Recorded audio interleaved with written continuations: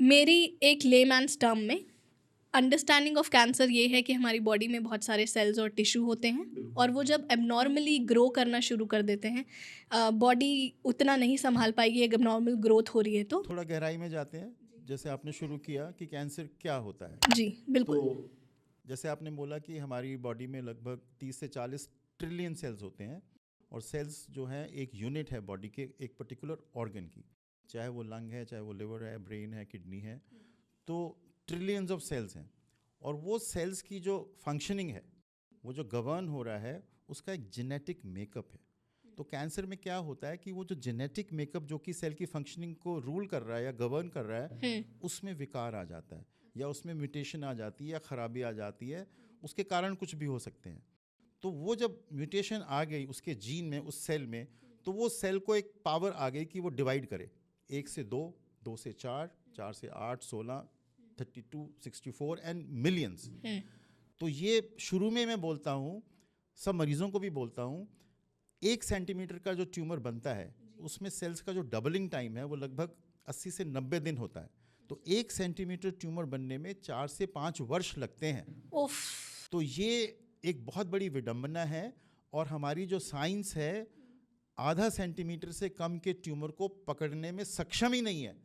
चाहे आप CT scan लें, चाहे आप पेट स्कैन लें, चाहे एमआरआई लें, कोई भी टेस्ट लें, तो जब 1 सेंटीमीटर का ट्यूमर पकड़ा जाता है किसी भी ऑर्गन में, तो वो उसके पेशेंट के शरीर में लगभग 3-4 साल से होता है।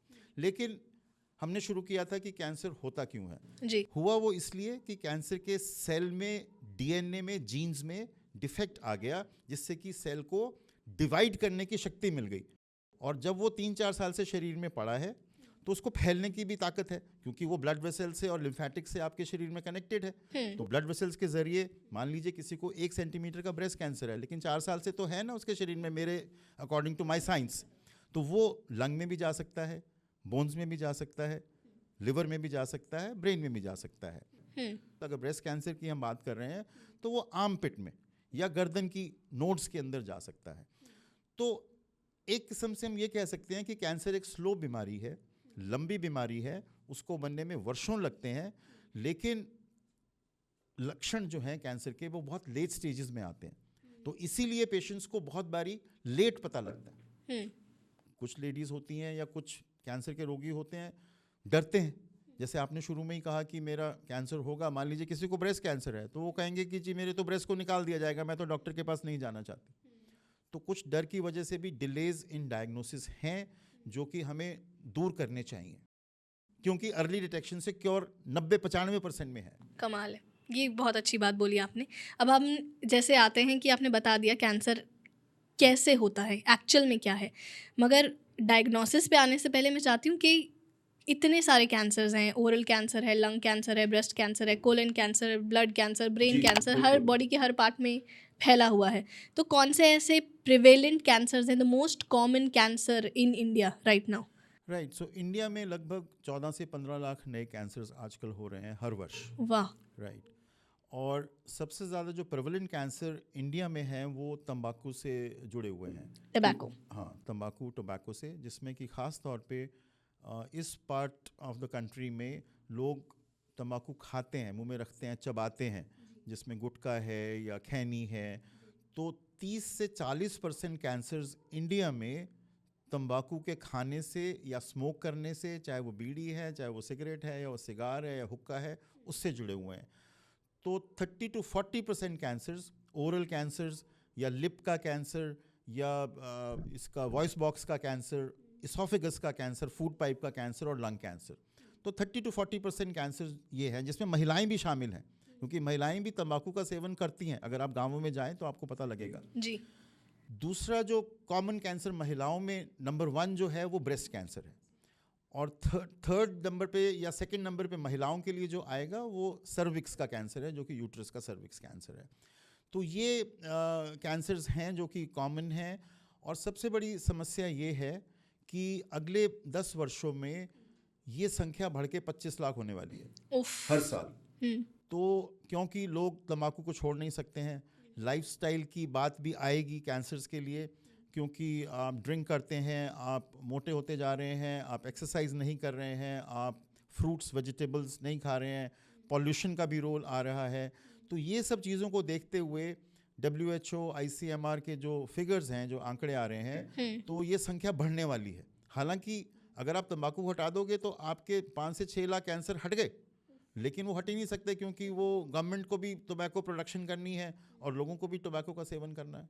तो इस अभी तक आपने जितनी बात की उससे ये पता लगता है कि वो इंडिविजुअल जिसकी सेडेंट्री, जो अर्बन लाइफस्टाइल जी रहा है, अर्बन एरिया में रह रहा है, सेडेंट्री लाइफस्टाइल है, ओबीस है, अल्कोहल, टोबैको, स्मोकिंग, किसी भी चीज़ का कंजम्पशन करता है या नहीं भी करे, शुगर और ओबीस लाइफस्टाइल जी रहा है, तो उसके चांसेस ऑफ गेटिंग कैंसर बढ़ जाते हैं। बिल्कुल बिल्कुल। तो इसका मतलब ये है कि जो गांव के लोगों का है उनका स्टैट्स ये कहता है कि उनको कैंसर नहीं होता। नहीं, ऐसा कहीं नहीं है कि कैंसर जो है वो बच्चों को भी होता है, 3 साल के 4 साल के बच्चों को भी होता है, उसका भी एक इंसिडेंस है। तो कैंसर का जो जीन जो सेल में ख़राब हो रहा है वो क्यों हो रहा है उसका कारण पता नहीं है, लेकिन जो ये टोबैको का सेवन, शराब का सेवन और लाइफस्टाइल ऐसा व्यतीत कर रहे हैं जिसमें कि सेडेंट्री लाइफ है, ओबीज हैं और ग्रीन लीफी वेजिटेबल्स और फ्रूट्स का सेवन नहीं कर रहे हैं, एक्सरसाइज नहीं कर रहे हैं, उनमें ये जीन्स में खराबी आने की संभावना बढ़ जाती कहीं ज़्यादा है।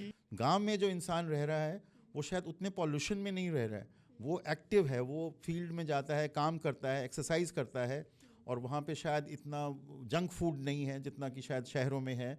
तो शहरों में कैंसर का इंसिडेंस डेफिनेटली ज़्यादा है than as compare to villages. अभी तक तो हम causes as a lifestyle discuss कर रहे हैं, बट ब्रेस्ट कैंसर की जब हम बात करते हैं तो डॉक्टर अनीता जैन गायनेकोलॉजिस्ट हमारे पॉडकास्ट पे आई थी, उन्होंने ये बात शेयर की थी कि उसकी रीज़न ये है कि ब्रेस्ट जो एक बॉडी पार्ट जिसके लिए बना है वो यूसेज अर्बन लाइफस्टाइल में नहीं हो रही हैं, एज इन लड़कियां कंसीव नहीं कर रही हैं। बिल्कुल बिल्कुल। सो पहले अर्ली मैरिजेस हो जाती थी, अब 30 साल तक शादी नहीं होती, और उसके बाद बच्चे होते हैं तो वो भी लेट हो रहे हैं।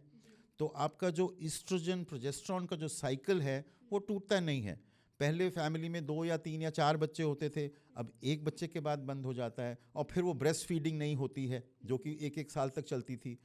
तो ये कुछ कारण हैं जिसकी वजह से कि ब्रेस्ट कैंसर का इंसिडेंस बढ़ रहा है, in addition to the lifestyle changes जिसमें कि सेडेंट्री लाइफ, ओबेसिटी एटसेट्रा शामिल हैं। ऑलराइट दोस्तों, अगर आपको ये क्लिप पसंद आया है तो ऐसे ही बहुत सारी क्लिप्स हमारे चैनल पे अपलोड की गई हैं, तो अपनी नॉलेज को अपग्रेड कीजिए और देखिए चैनल पर बहुत सारा मोटिवेशनल, नॉलेजेबल और एंटरटेनमेंट कंटेंट, और सब्सक्राइब कीजिए हमारे channel hocus pocus with Aanchal को, where every conversation sparkle with magic.